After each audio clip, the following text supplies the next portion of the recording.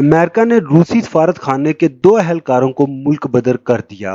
Washington. امریکہ نے روسی سفارت خانے کے 2 اہلکاروں کو ملک بدر کر دیا ہے، جبکہ روس نے ماسکو میں امریکی سفارت خانے سے 2 امریکی سفارتکاروں کو ملک بدر کر دیا ہے۔ ٹٹ فور ٹیٹ کی پالیسی کو اڈاپٹ کیا جا رہا ہے، جیسا کرو گے ویسا بھرو گے۔ امریکی محکمہ خارجہ کے ترجمان کا کہنا تھا کہ روس کی جانب سے ماسکو میں امریکی سفارت خانے کے 2 سفارتکاروں کو ملک بدر کیے جانے کے رد عمل میں محکمہ خارجہ نے امریکہ میں کام کرنے والے روسی سفارت خانے کے 2 اہلکاروں کو ناپسندیدہ قرار دیا ہے۔ ترجمان نے کہا کہ دفتر خارجہ روسی حکومت کی جانب سے ہمارے سفارتکاروں کو ہراساں کرنے کے طریقہ کار کو برداشت نہیں کرے گا۔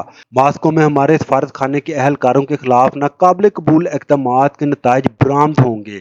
روس کی خبر رساں ایجنسی RIA نے روسی وزارت خارجہ کے ایک نامعلوم ذرائع کے حوالے سے ملکی بدری کی تصدیق کرتے ہوئے اسے بے بنیاد قرار دیا اور کہا کہ واشنگٹن نے ماسکو کی جانب سے 14 ستمبر کو جاسوسی کی سرگرمیوں میں ملوث 2 امریکی سفارتکاروں کی ملکی بدری کو بہانے کے طور پر استعمال کیا۔